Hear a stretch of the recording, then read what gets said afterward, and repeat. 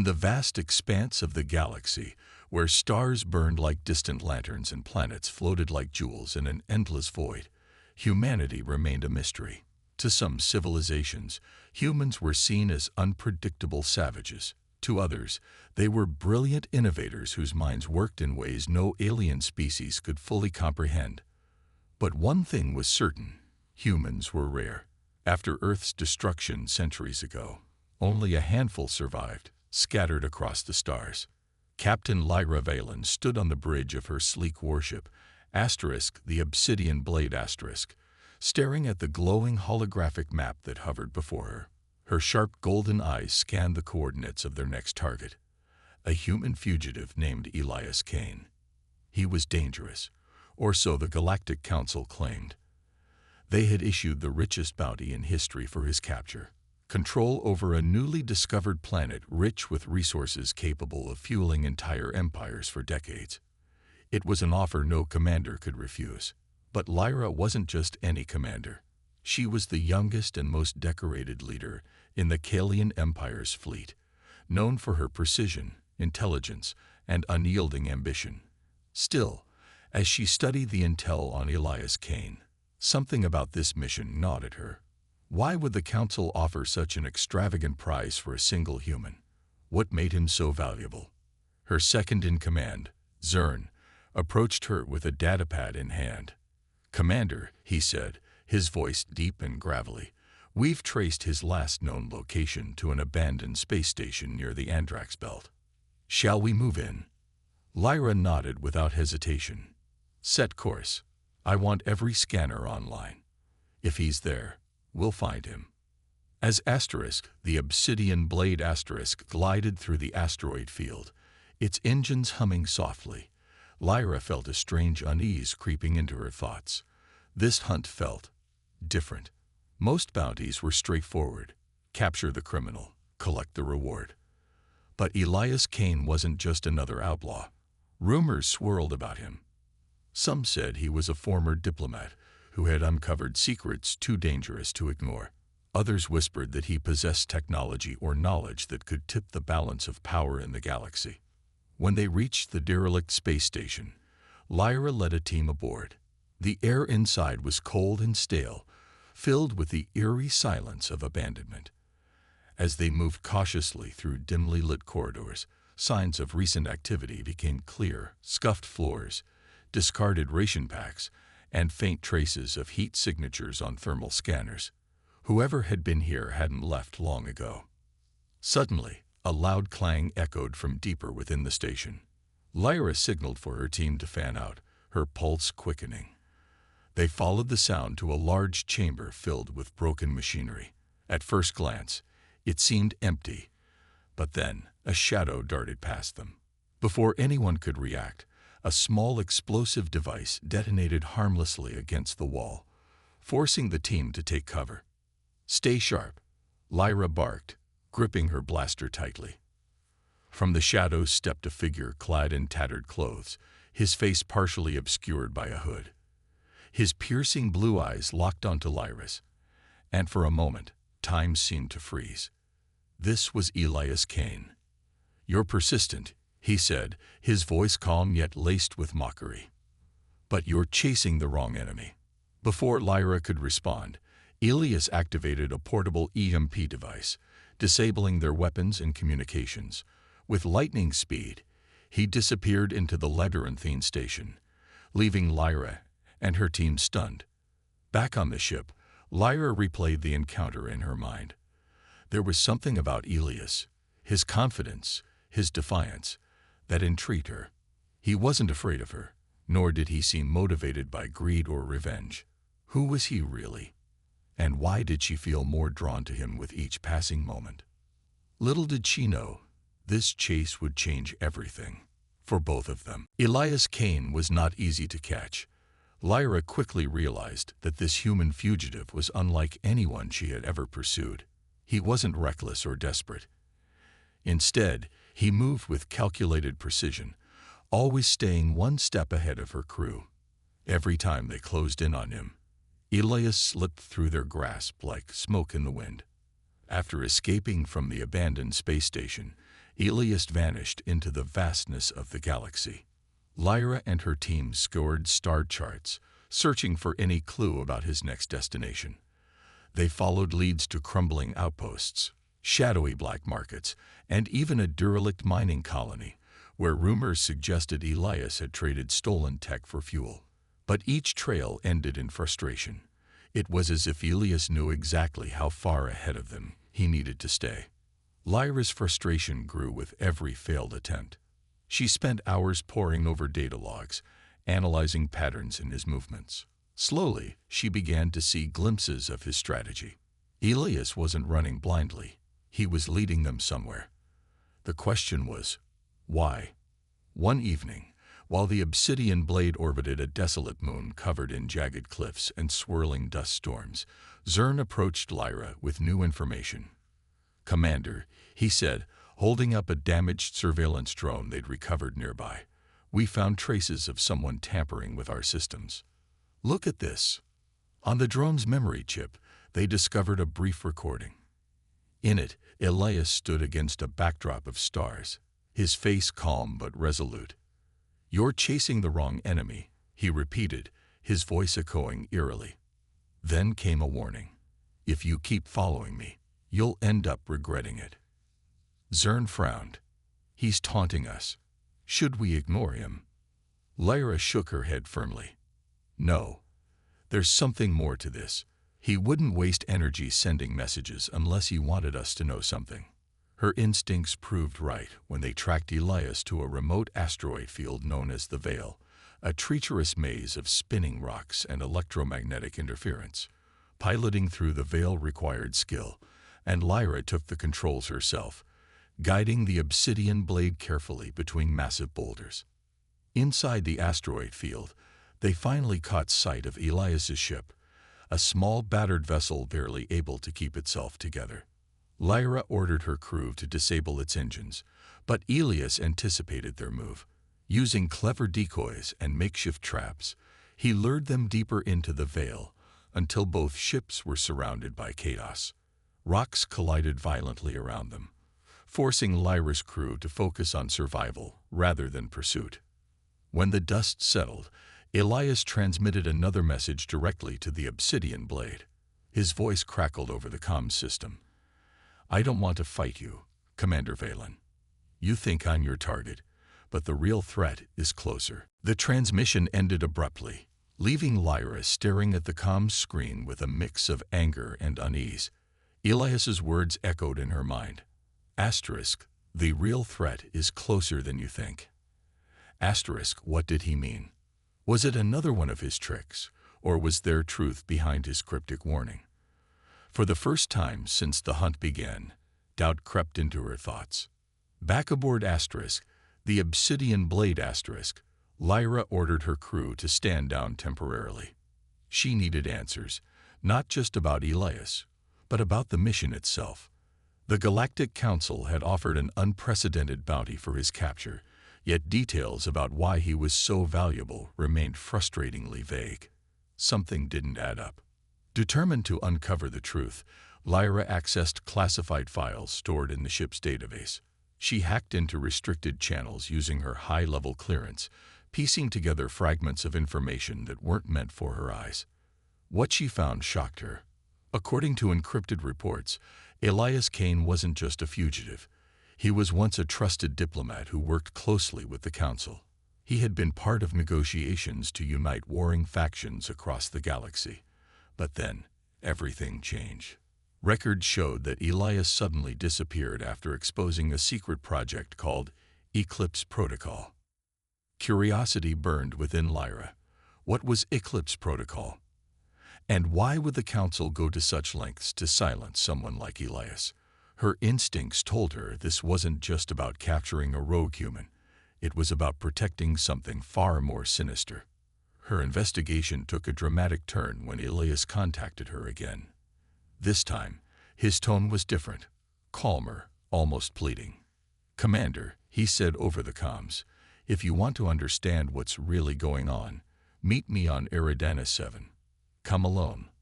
Lyra hesitated. Meeting him face to face could be dangerous.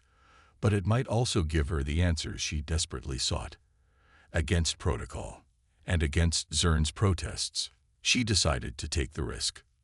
Eridanus 7 was a barren desert planet with endless dunes stretching as far as the eye could see. When Lyra landed her shuttle, Elias was already waiting for her, standing under the shadow of a crumbling structure. His tattered clothes fluttered in the wind as he watched her approach cautiously, his hands raised to show he carried no weapons. "You came," he said simply. "So did you," Lyra replied, her blaster still trained on him. "Talk fast." Elias nodded, his expression serious. "I know you're loyal to your empire, Commander, but ask yourself this.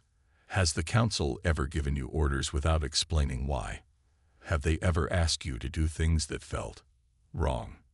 Lyra frowned but said nothing. Elias continued, lowering his voice. "Eclipse Protocol is a weapon, a device capable of enslaving entire species by rewriting their neural pathways. They plan to use my knowledge to perfect it. If I fall into their hands, billions will suffer." For a moment, Lyra struggled to process what she was hearing. Could it be true? If Elias was lying, it was an elaborate deception. But if he was telling the truth? Before she could respond, alarms blared from her wrist communicator. Zern's panicked voice broke through. "Commander, we've got incoming ships, Council enforcers. They're heading straight for you." Elias cursed under his breath. "They must have tracked you here. You need to leave now." Lyra hesitated, torn between duty and growing suspicion. Finally, she made a decision. "Get out of here," she told Elias. "But if you're lying to me, I'll hunt you down myself." As she rushed back to her shuttle, Lyra couldn't shake the feeling that her world had just shifted. The man she'd been sent to capture wasn't the enemy. He might be the only person who could stop a catastrophe. The moment Lyra returned to Asterisk, the Obsidian Blade Asterisk, chaos erupted. The Council's enforcers had arrived in full force, their massive warships blocking any escape route. Red alert sirens blared across the ship as Zern shouted orders to prepare for battle. But Lyra wasn't thinking about fighting. Her mind raced with everything Elias had told her. Could she trust him? Or was this all part of some elaborate scheme? "What are your orders, Commander?" Zern demanded, his voice tense. Lyra clenched her fists, torn between loyalty to the Kalian Empire and the gnawing suspicion that something far darker was at play. She glanced at the main view screen, where the Council's ships loomed menacingly. Then she made a decision, one that would change everything. "Zern," she said firmly, "we're not handing Elias over." Her second-in-command stared at her in disbelief. "Commander, you can't be serious. Defying the Council will make us traitors." "I don't care," Lyra snapped. "If what Elias says is true, if they're planning to use him to create a weapon, we can't let that happen. We'll fight if we have to. But I won't stand by while innocent lives are destroyed." Before Zern could argue further, the Council's flagship transmitted a direct message. A cold, authoritative voice filled the bridge. "Captain Valen, hand over the fugitive immediately, or face the consequences." Lyra hesitated only briefly before responding. "I'm afraid I can't comply." Her words hung heavy in the air, sealing her fate. The Council wasted no time. Their ships opened fire, shaking Asterisk, the Obsidian Blade Asterisk, violently. Alarms screamed as crew members scrambled to defend the vessel. Lyra barked commands, her sharp mind calculating every move. Under her leadership, the crew managed to evade the worst of the attacks, weaving through the enemy fleet with skillful maneuvers. Meanwhile, Elias watched from his hiding spot aboard the ship. He hadn't expected Lyra to protect him. Not after everything. But her actions proved that she believed his story. Still, guilt weighed heavily on him. By involving her, he put her entire crew in danger. As the battle raged on, Lyra realized they couldn't win against such overwhelming odds. She needed a plan. And fast. Spotting an asteroid field nearby, she ordered her helmsman to take them into its depths. The rocky terrain would provide cover, making it harder for the Council's ships to follow. Once inside the asteroid field, Lyra contacted Elias. "We need your help," she said bluntly. "You claim to know more about their plans than anyone else. If you want to stop them, now's your chance." Elias nodded grimly. "There's a rebel network operating in the Outer Rim. They've been resisting the Council for years. If we can reach them, they might join our cause." Without hesitation, Lyra agreed. Together, they plotted a course to the Outer Rim, narrowly avoiding destruction as the Council's forces pursued them relentlessly.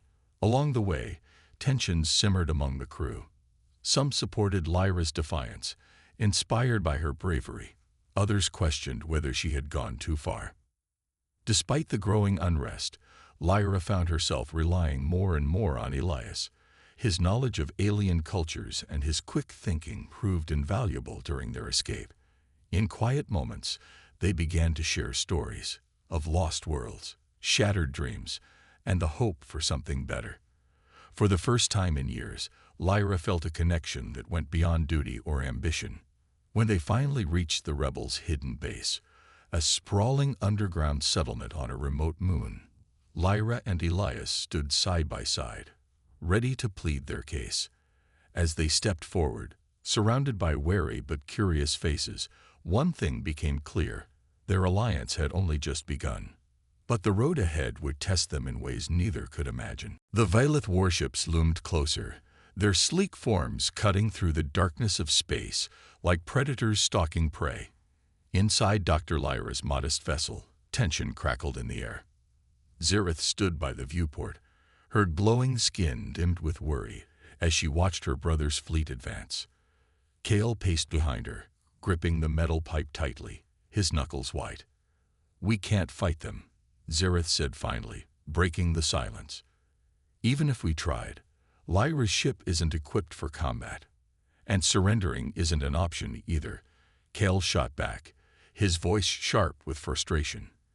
"If they take me, or worse, experiment on me, it'll be game over for humanity." Dr. Lyra, seated at the control panel, adjusted a few settings before turning to face them. Her translucent skin shimmered faintly as she spoke. "There is another way. My ship has cloaking technology, but it requires precise coordination. If we time it right, we might slip past them undetected." Xerath frowned. "Cloaking won't work indefinitely. Vorath knows this region of space too well. He'll find us eventually. Then we make sure he doesn't have time to look," Lyra replied calmly. "I've mapped out a route that leads to uncharted territory, a region filled with rogue factions and exiles. Some of them may be willing to help us, for the right price." Kale raised an eyebrow. "Rogue factions? You're talking about pirates and mercenaries here. How does that better than dealing with your brother?" "It's not ideal," Xerath admitted, her silver eyes meeting Kale's. "But desperate times call for desperate measures. We need allies who aren't bound by intergalactic laws or fear of retaliation from the Council." Lyra nodded. "Exactly. And I know one group in particular, the Exarans. They're cunning, ruthless, and fiercely independent, but they also hate authority, which means they'd relish the chance to defy the Vailith." Before anyone could respond, alarms blared again. The warships were closing in fast, their weapons systems powering up. "No more time for debate," Lyra said sharply. "Hold on." With a flick of her fingers, she activated the cloaking device. The ship shimmered briefly before vanishing from sight, leaving only empty space where it had been moments ago. Tension mounted as everyone held their breath, watching the warships pass by without detecting them. Once they were clear, Lyra set a course for the uncharted region. Hours later, they arrived at a sprawling asteroid field teeming with activity. Ships of all shapes and sizes darted between rocks, some trading goods, others engaged in skirmishes. At the center of it all was a massive derelict station, its surface scarred by battles but still functional. "This is Blackspire Outpost," Lyra explained, "a haven for those who don't fit into the galaxy's rules." As they docked and disembarked, Kale felt uneasy. The outpost buzzed with life. Aliens of every kind mingled in chaotic harmony. Some stared openly at Zareth and Kale, curiosity mixing with hostility. Lyra led them to a cantina deep within the station, where they met Rhynex, a disgraced Exiran pilot with cybernetic enhancements covering half his body. His mechanical eye glowed red as he sized them up. "So, you're the princess breaking laws and the human causing trouble," Rhynex said, smirking. "What do you want from me?" "We need protection," Zareth said firmly, "and safe passage to expose the truth about humans to the galaxy." Rhynex leaned back, tapping his metallic fingers against the table. "Truth comes with a price. What are you offering?" Kale stepped forward. "Our knowledge. Human blood's adaptability could revolutionize medicine or destroy entire species. You decide whose side you're on." For a long moment, Rhynex studied them, weighing their words. Then he grinned. "All right, I'm in. But remember, I play for keeps." As they left the cantina, Zareth turned to Kale. "This is just the beginning. Trusting these rogues is risky, but we don't have a choice." Kale nodded grimly. "Let's hope they're worth it." With new allies and enemies around every corner, their journey grew even more perilous. Yet amidst the chaos, one thing was certain. Together, they would fight for humanity's survival. The Galactic Summit was held aboard the Celestial Accord, a colossal space station orbiting a dying star. It was a spectacle of diplomacy and power, with delegates from hundreds of species gathering to discuss matters that would shape the future of the galaxy. For Zareth, Kale, and their ragtag group of allies, it was both an opportunity and a gamble. This was their chance to expose the truth about human blood's adaptability, but also a battlefield where betrayal lurked in every shadow. Rhynex piloted them close enough to dock undetected, his cybernetic systems masking their ship's signature. "Don't get sentimental if things go south," he warned as they prepared to disembark. "I'm not sticking around to babysit." "Understood," Zareth replied, her tone firm despite the nerves coursing through her. She glanced at Kull, who stood beside her, his face set with determination. They had rehearsed this moment countless times, but nothing could fully prepare them for what lay ahead. Dr. Lyra stayed behind to monitor communications, ensuring their escape route remained open. As Zareth and Kale stepped into the Grand Hall, they were immediately met with stares, some curious, others hostile. Humans hadn't been seen at a galactic summit in centuries, and Kale's presence alone sparked whispers among the crowd. Zareth approached the central podium, her regal demeanor commanding attention. When she spoke, her voice echoed throughout the chamber.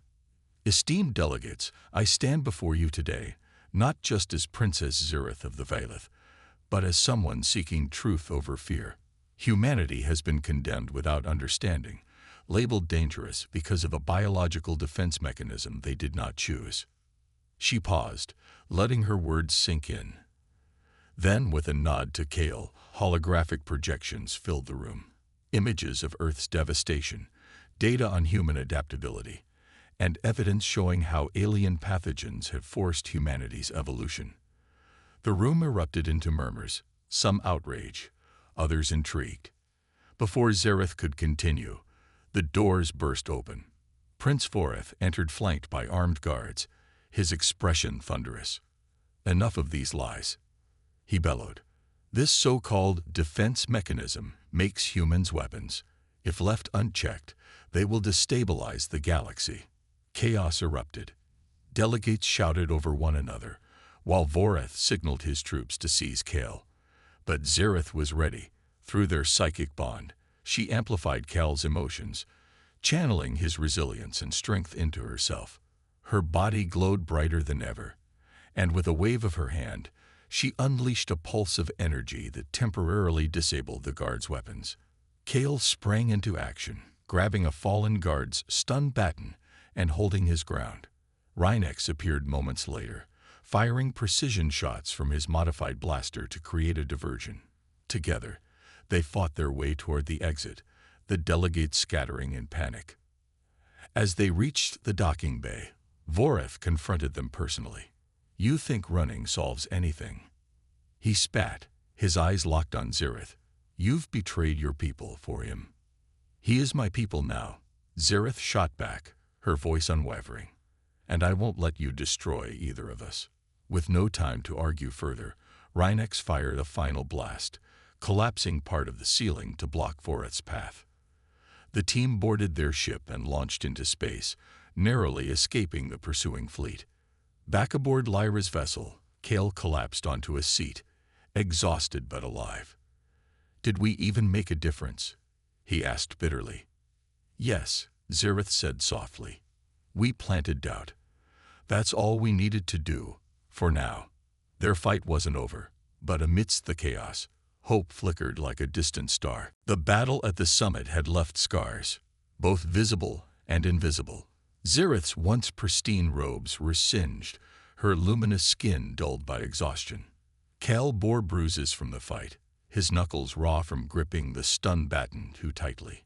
Yet, despite their battered states, they shared a quiet sense of triumph as Lyra's ship hurtled back toward Earth. The truth about human blood's adaptability was no longer buried. It had been broadcast across the galaxy, sowing seeds of doubt among species who had long feared humanity without question. When they arrived, Earth greeted them with its usual stark beauty, a planet scared but resilient. The ruins of old Chicago still stood where their journey had begun, now bathed in the golden light of sunrise. As they stepped onto the cracked pavement, Kale felt a pang of pride mixed with sorrow. Humanity had endured so much, yet it remained strong.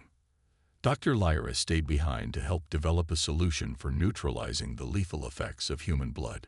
Using samples provided by Kale and insights gained through the psychic bond, she worked tirelessly alongside rogue scientists willing to risk everything for peace. After weeks of experimentation, they succeeded in creating a serum that could suppress the toxic properties of human blood while preserving its adaptive qualities. It wasn't a perfect fix, but it was enough to give humanity a fighting chance. Meanwhile, Zereth faced her own reckoning. Word of her actions reached the Vailith royal court, sparking outrage and division. Some called for her exile, while others admired her courage. Voreth, furious and humiliated, demanded her arrest. But Zereth refused to return quietly. Instead, she addressed her people via holographic transmission, speaking openly about what she had learned on Earth. "My brother says I've betrayed our kingdom," she declared, her voice steady and clear. "But I ask you this, when did following orders become more important than seeking truth? Humanity is not our enemy. They are survivors, like us. Their blood holds answers that could save countless lives if used wisely. Are we truly content to live in fear, or will we rise above it?" Her words ignited a wave of dissent within the Vailith ranks. Younger members of the council began questioning old laws, while some citizens rallied behind Zereth's cause. Though tension simmered, change seemed inevitable. In the end, Zereth made a choice that shocked even Kale. She abdicated her title as princess, choosing instead to remain on Earth. "My place is here," she told him one evening as they stood together beneath the stars. "With you, with humanity." Kale smiled, though tears glistened in his eyes. "You're giving up everything. For me."